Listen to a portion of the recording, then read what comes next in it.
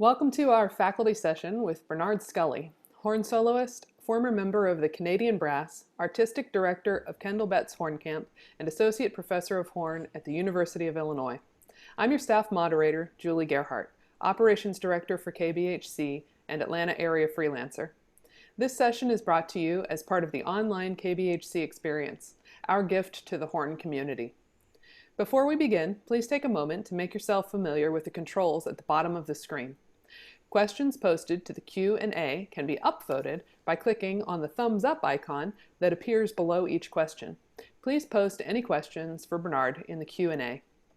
Comments posted in the chat are affected by the drop-down menu above the text box. Depending on which option you select, your comments may be viewed by all panelists or by all panelists and attendees. Your panelists are Bernhard and myself. If you post a comment, however, to all panelists and attendees, everyone viewing today's session will be able to see what you've written. You may use this function, but we want you to be aware of who will see what you write. Please use discretion. Also, please keep comments on topic with regard to the session. With that, I'll hand the session off to Bernhard. Thank you so much, Julie. Welcome, everybody. Thanks for joining my session, and thanks for joining the camp week. This has been a pretty interesting couple months, as everyone knows. It's hard to fathom, and I can't even begin to tell you how grateful I am to the Horn Camp, the board of directors, the faculty, the staff. Oh my gosh. Steve Edens is a person I want to mention who's just gone above and beyond to help us with the tech stuff. This has been a big effort, a Herculean task, truly, on a level that I've never seen. And the cool thing is that to me, even though I think some people have mentioned it, even though we're not in person and we're not together, we're not at Ogons, we're totally dispersed, I still feel like I'm at camp because of the people.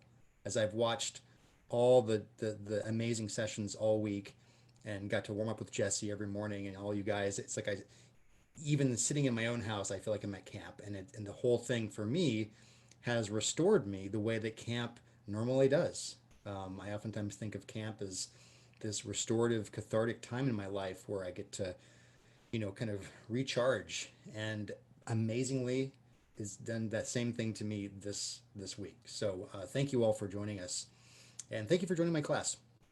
So the class I'm giving today is actually related to a class I gave at the initially at the 2008 IHS convention in Denver that actually Jesse and his mom hosted. And since that time, I've done the presentation a number of times at different horn conventions and different master classes. I call it the Path to Musical Excellence.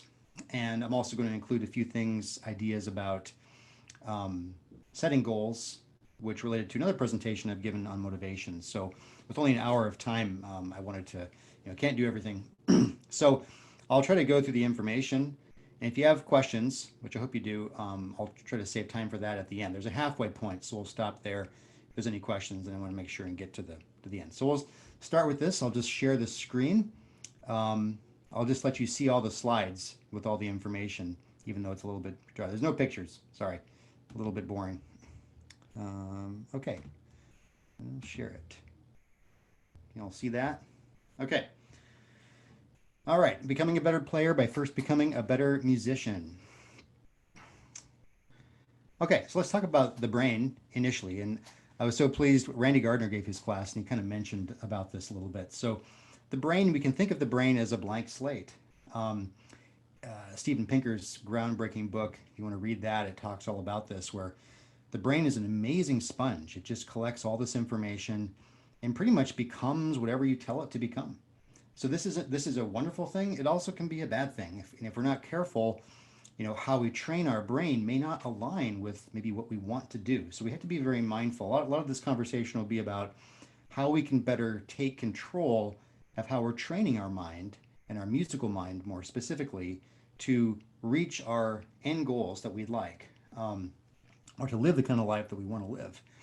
The brain can be our greatest friend and our greatest enemy. If we don't, the brain can take in all sorts of things. And a good example for me was when I learned the Strauss First Concerto when I was quite young. I learned it completely by rote. could kind of get through it, and had no idea what I was doing.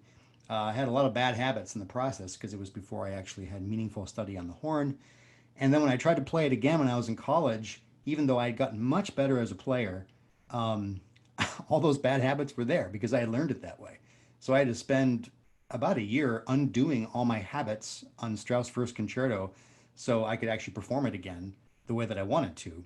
It showed me the power of um, how plastic the brain is like that.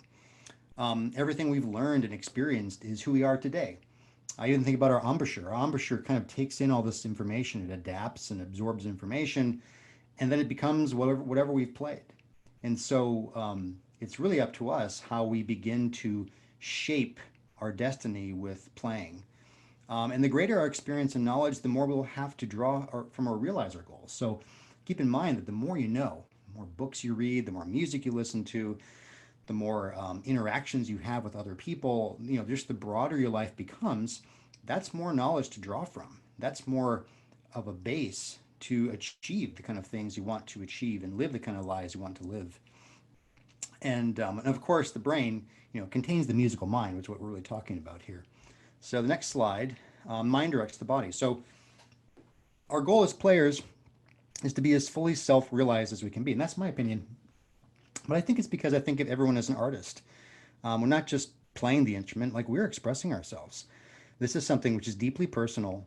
And I think it's probably, if you ask anybody, like, what's your ultimate goal as a horn player? It's like, well, maybe to express what you deeply feel, to play the music in a way that's the highest level you can imagine, meaning being as expressive as you can be. I think that's a fair thing to say. So therefore, I think it's important. We must train our musical mind so it can direct our body so we can do that. And then singing is one of the first steps to access our musical mind. If you notice in our warm-ups, I do the singing every day. It's not just happen chance that I do that. I really believe in it. And I think you should be able to sing everything you play, because not only does it help us with pitch and rhythm and all that, but it really gets us connected to our musical soul, like the meaning behind what we're doing. That's one of the bridges we can begin to utilize as a tool. And then in the end, I think we strive to play like we sing, meaning we want to play the way that we deeply feel. And so these are tools that we can use to access that as we begin this process. So the training of the musical mind, listening and immersing ourselves in music it seems like an obvious thing to say, but I think it's worth mentioning just because the act of learning music is an immersive process.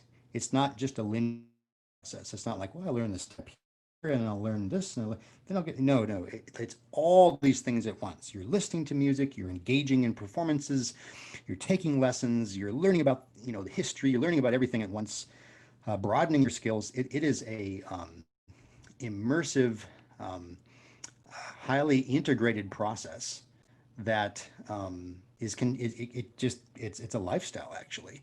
So I think we what's called active listening versus passive listening, so we can begin to get more out of the process. And so, what do I mean?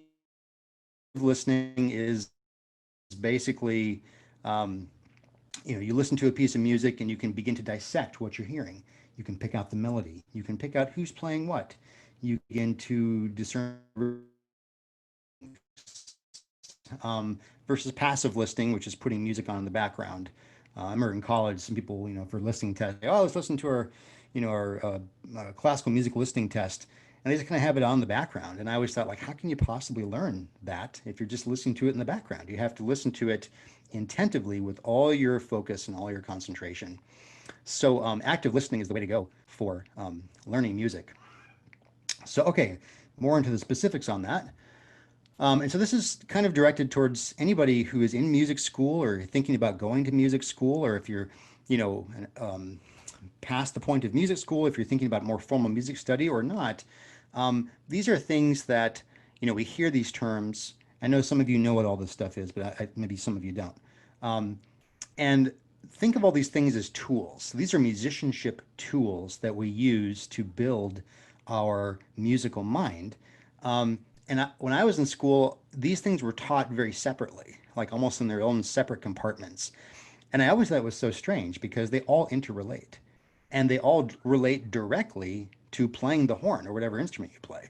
They're not like an airtight compartment. Oh, I know my music theory. Now I play the horn. Like, no, what you learn in music theory is going to directly affect and improve, hopefully, your horn playing. So what is music theory?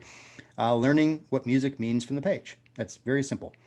Being familiar with all aspects of music, melody, harmony, rhythm, forms, etc. You just learn what these things are, the way that you would learn anything in any subject. In science, you learn what photosynthesis is and how things work. Maybe you understand a little bit from afar, but it's better when you actually know what it is. So music theory just tells us how music works. What is our musical role in the symphony? For playing a Brahms symphony, do we have the melody? Do we have the harmony? Um, what's our dynamic in relation to something else? Are we playing in unison with somebody else? These are really important things to know to perform any music well. Where are we in the chord? That's really important to help our intonation. What key or mode are we in? That sounds pretty basic, but I'm amazed that sometimes I ask somebody, well, what key are we in? And they don't know. So music theory can really help us with this and get our mind where it needs to be to engage with music more actively. Okay, so now the heart of the matter, ear training. You've heard a lot about this. I mentioned it at the beginning. Natalie Douglas has talked about it. James Nagus has talked about it. In fact, almost everybody's even touched on it a little bit because it is so fundamental to us because we are the instrument. The horn is just an extension of us. And it's pretty much our best friend. I would say for me, ear training probably constitutes 95% of my success in music or something, some huge percentage, because without it, I don't think I can have a career actually. And I remember many of my teachers saying that, Kendall included. What does it mean? Well, being able to hear all the intervals, like thirds and fourths and fifths and all that, in between scales, modes, harmony, bass line, rhythm, melody, any combination thereof, and more. And the good rule of thumb is be able to sing everything you play and then be able to buzz everything you play just like you sing it. And you don't have to be a great singer. I've been singing for you guys every morning because I want you to hear that you don't have to be a good singer to, to do this. We're doing it in the comfort of our own home. We're using it as a tool. And I just believe so strongly in it as a tool that that's why I try to demonstrate it for you. So apologies to everybody in terms of my voice, but my point is you don't have to be a professional singer to engage with singing as a horn player. You just need to think of it as a tool. And buzzing is different. Buzzing is when we actually make the connection between our musical mind and our voice, and now we engage the embouchure. So sing everything you play, buzz everything you play, have the highest standard for pitch and rhythm when you do this. I call it the Carnegie Hall standard of sorts. It's not good enough just to do it haphazardly. You want to actually be training your mind in a way that by the time you pick up your horn, you've accomplished pretty much almost every step of the process of the learning. Now, the only last stage is just doing it on the horn. So if you can sing everything perfectly, buzz everything perfectly, it's going to be a lot easier to play it on the instrument. You still have to make some adaptation, but almost all the work is done for you. Have the highest standard for sound. Go for a thick, rich, airy, buzzy, dense sound of the mouthpiece. This means you're using lots of air, like those big breaths we're taking in the morning. We're using this kind of air to create the sound, and that works very well on the horn. Example of mouthpiece buzzing, I'll just do a little bit. So I hear young students sometimes, and their mouthpiece buzz sounds a little bit like, not very supportive. Or sometimes it sounds very, very forced almost. It's too forced. You get sort of a crassness to it. You want something in between, something nice in the middle where you're definitely using lots of nice air, but it's not forced. You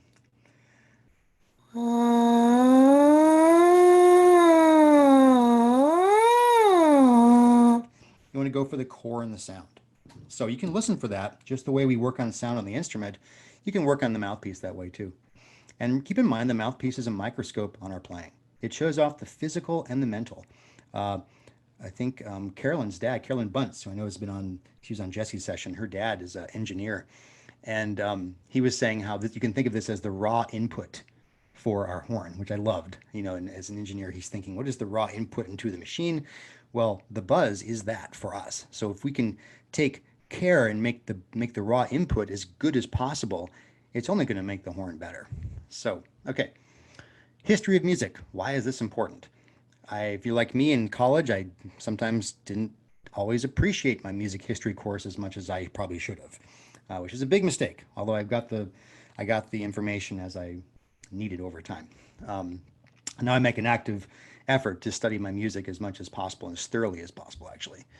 Um, so the history of music, it's important to understand it because it can teach us about the style of the music we're performing, which is so much. If you take an edition, like if you were to play those three excerpts that Jesse played, and you didn't know the style of those pieces, but you played all the notes right and all the rhythms right, you're still not playing the right music. Style is everything in some ways. It encompasses all the right notes. It encompasses all the right rhythms, all the tone shadings and everything else. So we can learn about what this is through this kind of historical study. Things like, what was the era of the composition like? The political, philosophical, scientific, social things happening.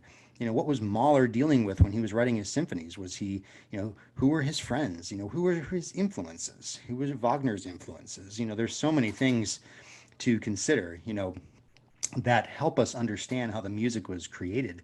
What was the composer's life like? Was it turbulent, like Schumann's, or was it very, predictable and maybe calmer, like Haydn's? You can sense a lot about the composition from understanding their lives. There are great biographies written about these composers, and not just classical composers, but jazz artists, artists of all kinds and all kinds of music. There is a wealth of information, especially with things like Wikipedia and all the new online encyclopedias that you can just access for free now. Was the piece written for a period instrument? Maybe natural horn.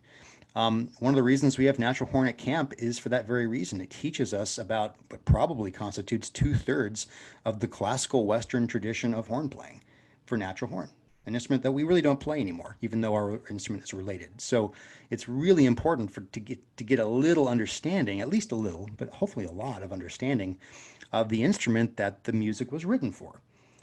So it's almost like we hear modern performances of Beatles, pieces, and people play them on acoustic guitar. If the original instrument was, an electric guitar and something else, I mean, it really changes the nature of the music. So if we can get into the original instrument and the original sounds and performance practices of what the composer was writing for, boy, does that bring out so much in our own performance. I remember Herman Bauman, when I went over to study with him when I was young, he told me the natural horn was his final teacher, which I will never forget. I think it was such a telling thing and profound thing, actually. So it explains a lot of why he was such a great musician. What were the performance practices? We can find a lot has been written about that. The Quant's book was already mentioned this week. So many sources that you can take account of, and any other relevant information. All of this it can turn a performance that seems quite uninformed into a truly realized, performance that is brought to life in all the different fashions, and everyone loves to listen to that. This can help your storytelling. A little bit of improvising. So some of you might recoil at that term improvising, but let's be clear. What I'm doing right now, even though I have a little, thought idea list here to go from, but I'm improvising. And you all have improvised today if you've spoken any language, unless some of you have had cue cards for everything you've said, which would be weird, but maybe some of you do. We improvise all the time with our language. But for classical musicians, at least, improvising has this connotation of, oh my gosh, I can't do that. That's only for jazz musicians, or that's only for, Hindu classical musicians. That is not true. In fact, most of the music we play was created by improvisatory processes. If you know anything about Beethoven or Mozart or almost any composer of the classical tradition, they used improvisation as part of the way that they created music. Plus, it tends to be, it really is at the root of every musical culture in the world. So I think it's really good personally to spend some time with it. You've noticed in the morning sessions, I do just a little bit of it, but you can do as much as you want. It brings out your inner creativity, and it ties everything together. Your understanding of music theory, your ear training, your historical understanding of style. And if you ask somebody to improvise on a scale, which I do for my students sometimes, it really lets you know if you know the scale. I tell you that. You're not just rendering it from the page. You have to now dig deep and draw out and create something from the raw information. And as a tool, this is fabulous for learning. And just doing a little bit goes a long way. You don't have to be Charlie Parker or Beethoven. That is not necessary. But some of you might have a real knack for this, and if that's the case, then the world would be a much better place because we have some more Beethovens and Charlie Parkers entering our midst. Yeah. And also so you see this word trivium down here. I don't know if you know that word. It was the learning style, the learning process of the ancient Greeks. Once learning became more formalized in Western society, at least, there's this idea of, there's the tripart learning of any, the critical thinking. So you learn the rudiments, you learn things like letters for language, putting simple sounds together for meaning. And then the second level is logic, like putting letters and words together in ways that make sense, using verbs and nouns together. This is kind of an example of logical reasoning. And then the final part of it, and really the most important, maybe the reason you're doing it to begin with, is the rhetorical part, meaning now that you have these skills in grammar and logic, you can create your own stuff. You can write your own speeches like the Greeks did. You can create your own music. Now, what happens in our current society for some reason is that we get a lot of the first two. We get like, let's learn the letters, let's learn, put them together, and let's, get some books that we can read. Let's get some examples of things, logical things, but we kind of negate the whole create your own almost entirely out of music sometimes, especially classical music. I went through school, and if I hadn't registered for composition classes or some jazz classes myself, I would have never got this information. It's no, not a bad, I'm not trying to badmouth anybody or any school. I think because it still exists. I don't think it's even questioned actually. But considering that all the other arts are based on the trivium learning, where the end goal is actually to create your own material, it'd be very strange for painters to only be able to replicate, the works of Leonardo da Vinci or something like that. Like, oh, you wouldn't really consider yourself a painter if that's all you could do. But in music, that sometimes maybe the message we're receiving is like, well, as long as you can play these pieces of the past, that's it. Well, there is a lot of virtue in that, but why not create our own? And it starts with improvising. Utilizes our music theory, our ear training, and sight singing skills together. It's just such a great thing, and you can just do a little bit of it. And I guarantee you, like 1 minute of this per day will help you become a better musician. And then it leads us into composing, which kind of for many people is just an extension of their improvising. Like I said, many composers created their works from an improvisatory process, and then they would write down the things they liked. So one thing I've done is I've put on a tape recorder, and I've just recorded myself freely improvising, and then I'll listen back to it and write down the things that I liked and put it together. It doesn't have to be for public performance. And one of the things about this too is that if you engage with this process, not only does it bring out your own creativity and help connect you with your inner voice, and forces you to really think about music, but it also helps you think like a composer, like even if you don't consider yourself one. So if you really want to get better at performing Mozart, like how do I make my Mozart more musical? Like how do I, convince the audience to like it? All these comments we get. Well, if you can think like Mozart and then bring life to the music in that sort of way, from a deep standpoint, from a compositional standpoint, people are going to like it. You're going to be able to make sense of the themes. You're going to know why something is in the music and and what function it is, because you've thought that way, and that is a very freeing, wonderful thing. So, even if you never engage with improvising or composing in any public way, or even talk about it very much, if you do a little bit of it, it's going to help your performance of all the pieces that are normally required of you too, and then it's going to make more musical. I guarantee it. And it gets us connected to ourselves. I think oftentimes as classical musicians, we're so busy playing the music of others, we don't really, at least from my standpoint, I don't really feel connected to myself sometimes. It's like, well, what do I want to say? It's really an honor to play Strauss. It's an honor to play Beethoven and all these composers. But, what if I have my own things to say? And I think that just understanding a little bit of that can help you as an artist. This is my strong belief. Plus, it ties all the things together. It ties ear training. It ties music theory. It ties historical performance practices, all of that together. Um, so then obviously we have fundamentals in craft, which we're focusing a lot on this week. On the horn, we need to learn how to gain control of the instrument. That's a big part of it. So when we think of fundamentals, we think of that. So like obviously daily work on developing all aspects of playing is necessary. But the work is much better if it is musically informed.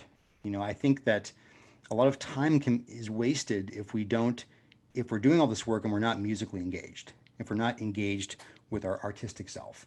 So that's why all these skills are so important. And even if you're just doing some harmonic slurring or some pretty, basic scales, I think Pat Hughes was talking about this the other day. Um, if you are treating them like they are parts of a musical piece or something you're creating, you get so much more out of it. So always integrate the art with the craft. Engage the musical mind at all times while working on the craft. And this is what we do Song of the Day, actually, because it's that moment where you begin to engage musically and deeply connect with the music you're going to play. And this brings us to what I call the singing self, becoming a better musician through this listening and study, letting your own voice come through. Sometimes this is almost heretical. We always think, well, I want to sound like this person and this person. Well, guess what? All the people that you wish you could sound like, they all went through this process.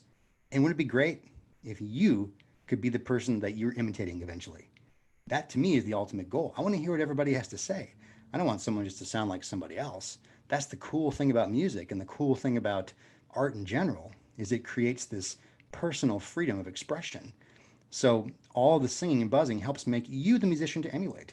You are now imitating what's in your head and your heart, and this is what it means to me to truly sing on the horn.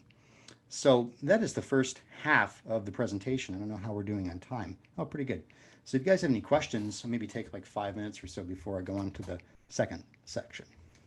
Sounds good, Bernard. Would you like to stay in screen sharing mode? It might be better if we go to Yeah, I'll get back out of it for Okay. questions. Okay. Okay, great. So first, I had a question about whether you might be willing to share your PowerPoint with the group. Yes, of course. Yep. Okay, great, awesome. So I'll just put it in your supplemental materials folder, and we'll send that link And out. actually, this presentation is called something different, but that IHS convention put it on the website. So if you want to hear something very similar to that, what I just did, maybe like in a a little bit longer version of it, that you can access it freely on the IHS website, I think. So Oh, great. Okay, that's good that you to can know. get that too. You hear me speaking. I don't like myself speaking, but you can hear me. Our first question is from Hayden Joyce. Hi, How Aiden. would how would you recommend balancing practice time when learning new pieces, and what starting goals would you set? Really good question. Um, well, it depends on what new pieces, because some new pieces maybe are recorded many times. Like it might be new to you. So if you're talking about a piece that's new to you but recorded many times and is something standard, say you're going to learn, I don't know, the Franz Strauss Nocturno, you never played it before, but there are a zillion recordings. I'd say the first thing is, to listen to the recordings. Get the music in advance. Like you probably already do, because knowing you probably already do this. Play it with a piano accompaniment. Get all of that going. Learn all the ins and outs. Maybe analyze it. That one specifically, you could easily do a nice harmonic analysis of it. It's easy to sing it. I think for me as a performer, the first thing I do when I learn a new piece is I make sure I can sing it.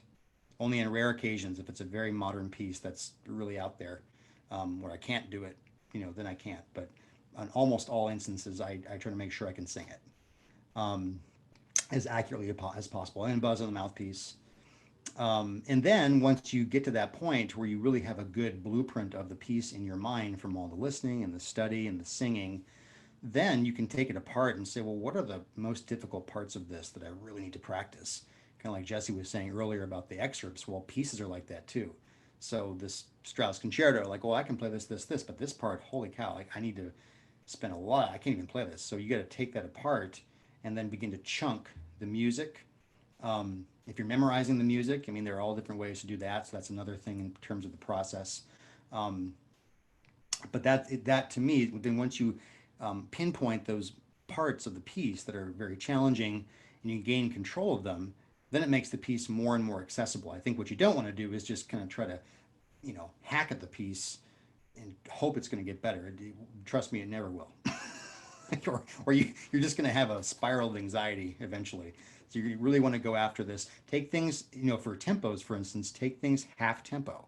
That's a really good matter of course. So if something like, think of the Strauss second concerto, the famous passage. First time I heard it, I'm like, that's not possible. So when I first learned that, it was like, it was that. And even then it was hard, so then it was bumping up ever so slowly. And then once you get to the top tempo, take it even faster, bump it up 10 more. So then it's like if you speed limits at 55 and you're driving it, everyone drives at 65, at least, well, not everybody, but maybe I do sometimes. Then when you go 55, if you've been going 65 for 30 miles, you go 55, it feels like you're stopped. So that's what it feels like in music too. If we've taken it that upper, we push the limits. If it's really loud, play a little bit louder. Then, always branch out in your extremes, and then you can come back and gain that control of the piece. So in terms of learning a new piece, those are just some general tips off the top of my head. I'm probably forgetting a bunch of things, but Great answer. There is another question that's very similar, and that's from Chelsea Nelson. Can you give a short demonstration of how you take all of these bullet points that you've discussed so far and use them to begin to learn a new piece of music? So I suppose my question then would be, do you have anything to add to the answer that you just gave? well, I mean, I didn't really talk about, the historical performance, for instance. So if I was playing a piece like, Mozart Quintet, which actually I included a sample of that for my performance tonight from a recording, that piece was written for natural horn. So when I first learned that piece, I would practice it on the natural horn. Like I would hold on fingering one, do it slowly. I mean, I'm not going to demonstrate it for you now. You won't want to hear it. But it was a little rough, but very useful and would teach me a lot about, not only the hand positions and the different colors that Mozart would have gotten during that time period, but also, the idea of the continuity of the one branch of the horn that you're playing on. It's a really different thing to do that, and it helps us, I think, with connecting and gaining awareness of tone colors, ways to phrase things, ways to blend in with different instruments that you sometimes you can't do that on the modern instrument. So, whenever I get to play a piece now, whether it's a Mozart concerto or a Brahms piece or anything like that that was written for natural horn, I do spend some time, at least on my modern horn, doing some natural horn work and maybe consulting some information to further inform and build upon those things that I was just talking about. Maybe even listening, to recordings. There are many recordings now of period groups that you can listen to, which are wonderful, that can inform us. So. Fantastic. Let's take one more and then you can jump back into your session. From Jason Austin, do you have any ear training tools that you use to work that muscle? Sure. There's lots. I mean, pretty much, whatever you're playing, just try to sing it. That's the number one. And start simpler. I mean, if you're working on something very complicated, always go to something. You can start with our Coprash, our favorite, and or Conconi melodies or the Bordoni, the Rochu studies are great places to start. Things like the Ottman book were things that's something I had to use in school. Um, I was trained with these three massive tomes of books called Programmed Ear Training when I was a young student, which I don't know, it was like torture, but it sure got the job done. And that was a good tool. I don't know if they have it anymore, but Aurelia, Sibelius, those of you who are privy to Sibelius software, Aurelia is their ear training app or a program that you can buy as another program, and that's really great. I think students get discounts on that, or some of your colleges probably have free access to that actually, and that is a fantastic program. Two other books that I used were Modus Vitus and Modus Novus. The first one being tonal, and the second one being atonal, which is really hard, by the way. Modus Novus. Yeah, that was my college experience. A couple triggering moments there for me, but very useful. If you can sight sing that stuff, holy cow! I mean, it's going to really help you. So those are just some basic tools, some basic things. There's so many things that I'm sure are out there now, but those are things that have helped me. Okay, fantastic. Well, why don't we jump back in and we'll take more questions in a little bit. Okay, so now I'm going to go to the section on goals, a little bit of motivation and goals, entrepreneurial thinking. Share it. Here we go. You guys see that okay? Okay, next one. Oops. Is that clear to everybody, Julie? It looks good to me. Okay, good. So now, talked about all the other stuff. Now, creating goals, which is a really big part of everyone's life, wherever you're at.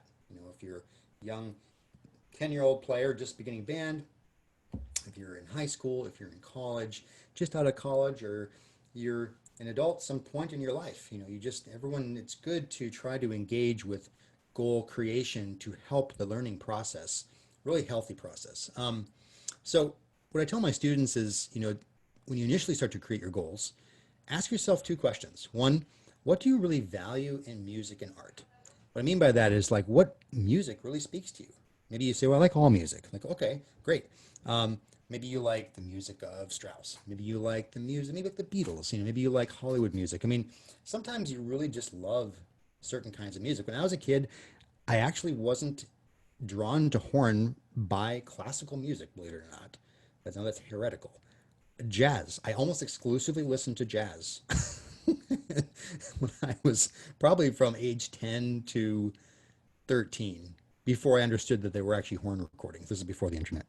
Dates me. I love jazz. I mean, that's all I wanted to listen to. It's kind of all I wanted to play.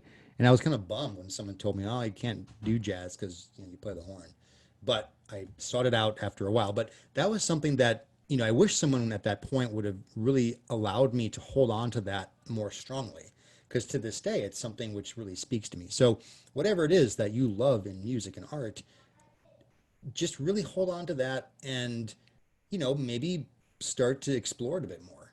You know, there's nothing right. It could be something which seems outside the norm. Maybe you love Hindustani music, which I do actually, but maybe horn isn't a part of it. That's okay. You know, if that music really, if you love it and you want to get up in the morning and play the music, I think it's a good reason to engage with it. And then the second question is, what do you value broadly in life? And this is a big question. And the thing is that I mentioned here, the answers to these questions will likely change and evolve over time, especially if you're very young. Some things will remain the same, some things will change, and this is all healthy and good. Maybe something like social justice, for instance. Maybe you want more equity, you know, and so, okay, maybe like if you understand, for instance, maybe doing something like doing a community project where you would help people in the community, you know, learn, you know, an educational project which would uplift the community was something that you really, really value. I mean, these are the kind of things that I think when I'm talking about values, you know, things that you think are the most important thing in life. You know, you could value relationships. I think it's really important to take account of what your answers to these questions are, and then as they might change over time, and that's okay too. So starting from there, creating goals too. After answering these two questions, ask what you want to go after in life. So maybe there's a way, if you say, well, I love jazz and I love to help people, maybe I want to do that. That really is what I love the most, actually. I can't even think of anything better than that. Maybe it's possible to create a career that combines your artistic and personal values. And if yes, maybe that is the best path for you. You know, these are sometimes things that don't get asked when you're very young. I certainly wasn't really brought attention to these kind of things when I was young, had to figure it out as I went on. And maybe this path has yet to be created. And that's kind of something that's scary. You know, it's like, well, there's no jobs out there. It's like, well, you know what? Ask any person who's been a successful entrepreneur about how many examples of their business were created before they started. And I think you'll get a very interesting answer. Many of them would say none, you know, but that's okay because this is the essence of entrepreneurial thinking. And really the end goal of all this is maybe to bring us to a greater state of happiness as we go through life. So here's a thought experiment, and this is from somebody, maybe some of you might know, Alan Watts. He was a great intellectual in the 60s and 70s and gave some of the first kind of ideas, like podcast type things. You can go on YouTube and find all the things he talked about. He had this great thought experiment called If Money Wasn't Needed. So ask yourself, what would you do with your time if money was not necessary? Like if you were very wealthy or you had everything you needed, but you didn't have to work just to get money. And not just fun things, like not just like, you know, okay, maybe you go to the beach first month, but you get pretty bored of that after a while. Like, what would be the most meaningful way for you to spend your time? It probably relates to the answers to those first two questions, actually. So it's kind of a way for us to gain clarity, even though it's a little bit improbable. But I think it's a useful experiment. And his answer, his kind of follow up with that, and I pretty much agree with him, is like whatever you come up with in terms of that answer, I'd say do it.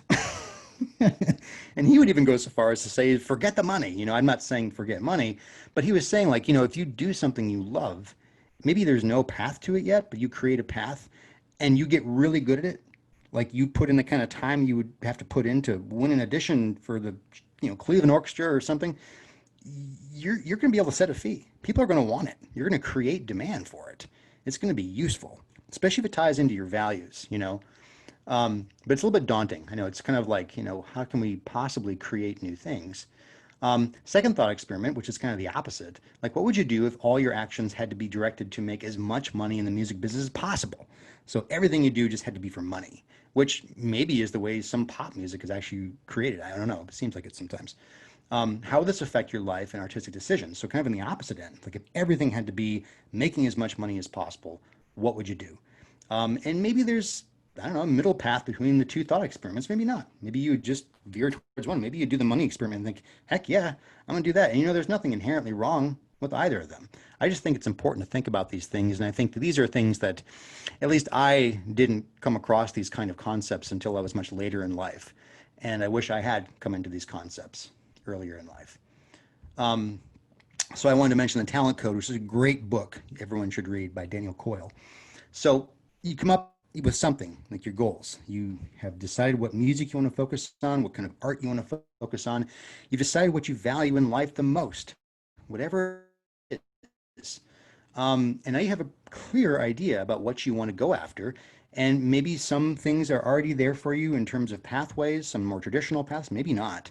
But whatever it is, you're going to have to work with, about what it takes to get really good at things is kind of a combination of three things that are encapsulated in the talent code. So if meaningful goals are set, we can be more assured that we will be able to engage in the necessary process, which is, firstly, deep practice. On average, to get good at anything, whether it's mathematics or music or anything, it takes about 10,000 hours of not just spending time with something, but actual deep practice, like the kind of concentration you use when you do, a really difficult math problem for an hour, and your brain's hurting, like that kind of thing. If you're learning a scale, like if you don't know your F sharp minor scale and you're trying to learn it, you spend half an hour and your brain's hurting, like that's deep practice.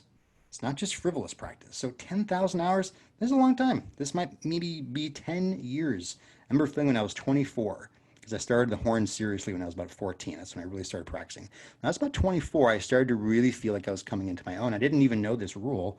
And then I learned about it and it made a lot of sense to me. It's like, oh, that is right. I think I'm reaching that 10,000 hour point and now I'm gaining competency. And it has nothing to do with even mastery. Mastery is even way beyond. Motivation. So in order to work 10,000 hours over, say, 10 years of time, how are we going to be motivated to do this? Well, I think a good way to be motivated is to be internally motivated. And I think a good way to be internally motivated is to have, answered those questions of what is the most meaningful to me in terms of music and art and what you value. Because if you tie into those things, those have great meaning. You'd be willing to work endlessly for those things, possibly, like most of us are who have gone into music. We just love it so much. So you're going to be very internally motivated. You're not going to be very motivated if it's all external. If you just want to make money or something, that's not going to sustain you for a long period of time. Just trust me. So the motivation really needs to be internal and it needs to be created on a deeper level. And then, to do all this, you need to choose the right teacher or teachers to mentor you to achieve your personal goals. You're going to want to find people that don't just, say, well, I'll do my way and I'll make you the best. It's like, well, they need to listen to you and say, when you tell them, my goal is this and I value this, can you help me? If the teacher says, oh, okay, yes, I will absolutely help you. That's your teacher. But if the teacher says, nope, I do it this way and negates all the goals that you think are important, I don't know, maybe not, but I would wager to say maybe not. So teacher is so essential, and mentors are so essential. The way Kendall was a mentor for me and all my many great teachers. So lucky to have all of them. The action plan. Okay, this is where we start to put things in practice. So once you really realize what you really want, go after it. Write your goals down. There was a great Harvard study that longitudinal study, like 30 years, and all these Harvard graduates. You think of Harvard as like maybe, quintessentially one of the best places to go to school. People are surely all successful, but actually only 3% of all those people said in the end that they considered themselves successful. And there was one commonality to the 3%. They'd all written their goals down, meaning they actually had gone through this process. Whereas the other ones, they may have been outwardly successful. Well, this person's a CEO, or this person's in Congress, whatever. But if they didn't understand and own their success, they wouldn't have necessarily said they were successful, which ties into our own happiness, I think. So the people that wrote down the goals, took ownership of the process, were the ones that in the end said that they were successful, which I think is very interesting. My advice to you guys is to make a 1-year plan, 5-year plan, 10-year, 20-year fantasy career goal planner, meaning think like universal, like I want to be, president of Mars. I mean, just kidding, but something that's so far beyond it. Don't be limited in your thinking. It's really hard to do, actually. What is like the greatest thing you could possibly imagine in those time spans, and just write it down. I actually found this to be very difficult because I was so locked into my traditional thinking of what I could do. It took me a couple weeks to actually break out of that and write other things down that were way outside and actually were more meaningful to me in the end. So do this. And then start at the end, whatever the end goal is, and go backwards, being as detailed as possible. That's the key. But all you must do in order to achieve your highest goals. Write down what you got to do. So if your goal is to be first horn in the Vienna Philharmonic, that is a tremendous goal. So start there. Say, well, in order to be first horn in the Vienna Philharmonic, what do I have to be good at? Well, I got to have a good high range. I got to have good endurance. I got to be like one of the best horn players in the world. Well, how do I do that? Well, let's break it down. You got to do this. You're gonna go down this list and realize, okay, you're gonna have to go down to some pretty fundamental areas and start there, or wherever you are to do that. And any goal, or if you want to have your jazz learning center in the community to help, revitalize the community and give back to the area, if that's your goal, to be that kind of an educator, start there. Well, what do I have to do to that? Well, I got to get some funding. I got to get some resources. I got to get some connections. I got to talk to the community leaders. I got to do that. Got to learn. If I don't have skills in the jazz, I got to learn that. You got to go down backwards from the end. Start at the end, go backwards. Success. So if you're able to take control of this level of agency in your life, you can easily create the definition of your own success. And that's a very difficult thing, I think, to talk about, because so many times we think of success as something which people just grant us. It's like, well, you're now successful. Well, guess what? You're in control of that. Success is whatever you define it to be. You just have to be able to define it. And so I think by going through this process, you can be better able to define it. It might be a more traditional thing in which, well, yeah, my success is getting 100% of the test. Okay, if that's success to you and you've really thought that through, that is what it is. And you are successful if you do that. But maybe that's not success to a lot of people. And I don't think it is, actually. So this can give you a way to experience more happiness. I really believe that. I think this is I'm not saying it'll cause everyone to be, eternally happy. That's not what I'm saying. But I think it can be a way to counterbalance some of the very strong cultural pressures we feel that don't relate to what we want to do or who we are, if we start with this process. And then you can control a tremendous amount of your own personal destiny. And then the last thing about this is the process versus end goals. And then Jesse was talking about this with additions too, which is so great to hear that, that the most important part of this goal process is not the end in themselves, but the process itself. It can take us places that you may not even have realized at the start. It can help you understand yourself. You can begin to evolve. Yeah, so keep the goals in periphery. Once you set your goals, keep them there. Don't lose sight of them. But now really spend the time to immerse yourself in the process. That's where everything happens. And the more you can stay in the process, well, a lot of good will come from that. So I think that's the end of the little lecture here. How are we doing? Oh, good. And go a couple more minutes for questions. But, could talk on and on about it. But those are some things that I think about a lot. I deal with students about these things a lot. I deal with myself. I a lot of self-reflection and searching. And I think at the camp, too, you can see a lot of aspects of these things tie into the way that we structure KBHC to give people an integrated experience in learning and provide opportunities that are all encouraged in the course of, being able to understand what kind of goals and what kind of a life and meaning in life you want to have as a horn player. So. All right. So Bernard, if you want to stop sharing your screen, there you go. Cool. Okay. So got a few more questions here. Also, yeah, a great question about the chats. So I put a whole bunch of links in the chat for different resources that you were just talking about, Bernard. Oh, good. And Thanks. yeah, no problem. And people were asking whether the chat would be available. No, I cannot make the chat transcript available to you. Do I get it? Yes. Am I withholding it from you? Yes. But I will give you those chats later. We can provide a link to those in the email that goes out tomorrow. If you pass the secret test, no, just kidding. Yeah, nope. Not even if you answer 3 riddles. Sorry, not happening.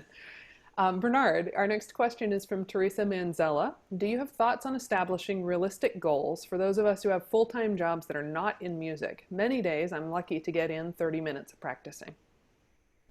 Yeah, really good question. And that's why I think this idea of defining your own success is so important, because you have to take everything into account. You can't just quit your job or something. I think one of the first things that I find for going after any goal is that you need to prioritize it. So if you say, okay, I can practice 30 minutes a day, and that's what you've experienced, that's a realistic amount of time. Well, probably sometimes I'd imagine, because I experience it with my own practicing, other things come into play and we lose track of things, and then the day's over and we don't practice. So what I find is very helpful, I do this with exercise actually, because exercise for me is one of those things that if I don't do it in the day, I'll just not do it. I have to carve it in. I have to put it in the calendar and say from 4 to 5, I'm going to go to the gym, and it's in the calendar. It's a priority. I'm going to get, a little alarm that's going to buzz to alert me to this. And I'm telling all my family and friends about it too. Like, I'm keeping them part of the process. Like, this is so important to me that I am literally carving this time in, even though it's very difficult, even though I'm very tired. It's that way of putting a little more mental share towards that goal, which falls outside the norm of your general existence. It sounds kind of basic to say that, but I mean, for me, I think it's a huge step. And it even goes into the whole idea of writing things down. When you begin to write the day down, maybe you kind of drift away from it a little bit, doesn't matter, but just the act of writing it down puts it front and center in the mind. Having it in the calendar puts it front and center, like every day, my practice time, 8:39 in the morning, or whenever is best. And ideally, too, that another point about that is if you should note when you do your best work with practice, and maybe you might have the luxury of putting the practice time in a time, maybe early morning is your best time, or maybe late evening is your best time, or maybe midday, whatever the time is that you learn the best. Maybe you have that time free, or maybe you couldn't free it up. And then it makes it's even more beneficial to you then, because you're not going to be doing it when you're just exhausted. So the more you can prioritize it ahead of time, write it down, bring everybody in your life and family into the mix saying, I'm doing this, the better. And that's what I would say initially about that. So. All right. Nick Song asks, do you have any tips for endurance while practicing? I can only play for about an hour and then my lips just fail me. Yeah, endurance, it's not just the face that we deal with that with endurance. I don't know how many of you are endurance athletes. I love endurance sports. I've been doing it since I was in high school. And when I first started to learn how to run longer than like around the track once, the first time you learn how to run a mile, first time you learn how to run 5K, that's the next big step. And maybe you do your 10K, and maybe some of you stop there. Maybe you go beyond that. Every step of that process takes quite a long time, and so the same thing is true in playing, and you can't force it. Just like anything else, if you're, and I don't know what kind of playing you do in the hour either. I mean, a lot of it also has to do with your general efficiency, and not having heard you play and not letting you tell me what everything you do. I don't know. Because if you start with Concertstück at first horn, you'd play for an hour, I'd say that would kill anybody. But if you're just talking about your average kind of playing, I think you can definitely, build upon that. One of the ways is just to add a little bit each day, like whatever, we do the beautiful sounds exercises in the morning, just maybe extend the long note a couple counts each day or each week, do things that you already do that are familiar and begin to do them a little bit more. And also, like if you do etudes, like coproche etudes, oftentimes you'll see that there are repeat signs in the etudes. And you could do an etude and then just repeat it. It might feel terrible, but that kind of thing, just like all of a sudden adding an extra surge in your running training or adding an extra mile, like a long run, um, it won't feel good at the time, but it begins to have a compounded effect over time. And that's what endurance really is. It builds slowly over time. And it's one of those things that we don't lose very easily, actually. We can take some time off and lose sensation and have to get back in shape. But oftentimes our endurance actually stays with us for a very long time. So the good news is once you build endurance, it will stay with you for a long time, just as it does with running and other sports. So I hope that was, and also another thing too is you can add little sessions in the day. So do your hour, maybe like do another session, do like 5 minutes, a couple times other parts, with some spacing, and so you give yourself some time to rest, and then over time add little bits to those mini sessions. Maybe make them 10 minutes, and all of a sudden you're practicing 2 hours a day. So those are some ways that I've found. I deal with that sometimes when I'm getting back in shape. So. One more question for this session, and then we're going to launch into the closing script. But this question is from Vern Russell. Can you talk a little about ways to increase focus during practice sessions? Sure. Yeah, you really want to be as focused as possible. I think creating a practice journal is extremely useful if you've never done that. So you write down what you're going to practice. You have the materials in hand. You know when you're going to, you plan everything. You plan everything as much as possible. I think Lauren Becker was talking about this week. The more you can plan, the better you're going to be able to engage because you know what you're getting into. You might diverge a little bit from it, but if you have that plan in front of you, it's just going to be great.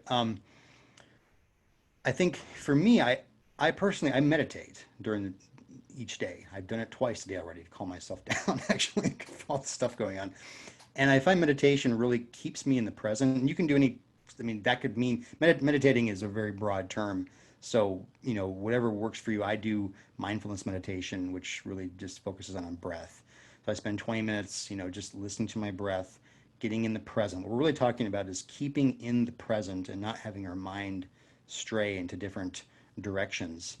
I think that idea of singing and the idea of deep practice, meaning, when you practice, really engage with the skill that you were doing. And one of the first ways you can do that, what we do in the warm-up every morning, is engaging with your sound. So you're now listening to your sound, you're playing your sound, and it's the first note of the day, and you're taking that time to deeply listen about what you like and what you don't like, and you're making those changes. And now you're making the conscious effort to move that through each study. So the sound, in some ways, just like the breath, becomes a mantra. If you know anything about the meditation, you can do mantra meditation. This is something just to focus on over and over again to keep you grounded and focused.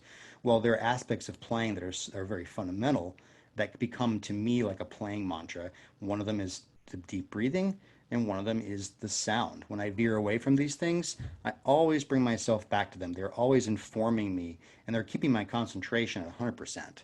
So those are just some general thoughts about, and we could talk hours about that, but those are ways that I think you could increase right away if you don't do these things already. So. Well, thank you so much, Bernhard, for all of your information this hour. I want to answer just one question myself. Lolly Rader asks, every session starts with the idea that you all are offering this experience as a gift to the Horn community, but can you let us know how participants might make a donation to help support the camp?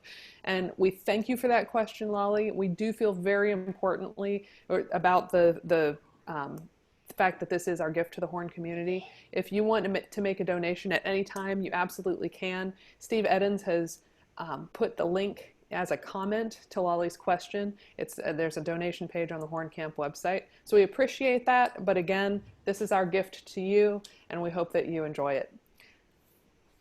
Okay, one more copy and paste here into the chat so I can have that ready to go.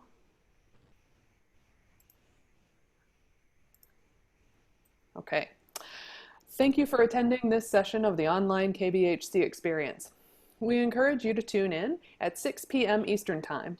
Please join us for an open question and answer session with Peggy Moran, Associate Professor of Horn at the University of Central Oklahoma and Executive Director of the Kendall Betts Horn Camp; Jeff Grell, Horn Professor from the University of Iowa and noted author of several pedagogical books, including Horn Technique, A New Approach to an Old Instrument, The Creative Hornist, and the Millennium Koprosh series, contemporary versions of the Koprosh Etude; Patrick Hughes, horn soloist, composer, arranger, and associate professor of horn at the University of Texas at Austin; Lauren Becker, assistant professor of horn at the Crane School of Music at SUNY Potsdam, active chamber musician and freelance orchestral hornist; Robert Hoyle, retired principal horn of the Hartford Symphony, retired professor of horn at the University of Connecticut, and founder of the group Harmonia V; William Purvis, horn soloist, chamber musician, conductor, and professor in the practice of horn and chamber music at the Yale School of Music; and Sadie Glass, faculty member at the University of the Pacific Conservatory of Music in Stockton, California, and a natural horn specialist who performs with period instrument ensembles throughout the U.S., including American Bach soloists, Portland Baroque, and Musica Angelica. We call this the Green Chair Circle in honor of the green Adirondack-style chairs outside the dining hall at Camp Ogons. Faculty, staff, and participants regularly gather there during free time, building community through informal conversation. We hope that you will join us. At 8:30 p.m. Eastern Daylight Time, join us once more on YouTube Live for a Can't Miss presentation, our online KBHC Experience faculty staff concert. You may log into YouTube using a Google username and password to comment on tonight's presentation in real time. If you don't have a Google account, you may create one for free at google.com. Finally, you can subscribe to our YouTube page by searching for Kendall Betts Horn Camp. You can also find us on Facebook using @KB Horn Camp and Instagram using @official_KBHC. We encourage you to post to social media using #KBHC2020, and we encourage you to take part in our TP Challenge, advertised in our Clam Night presentation. Be sure to post your videos to social media by midnight tonight and use both #KBHC2020 and #KBHCMuteChallenge. All who submit videos will be entered to win an online KBHC Experience t-shirt. We'll see you online.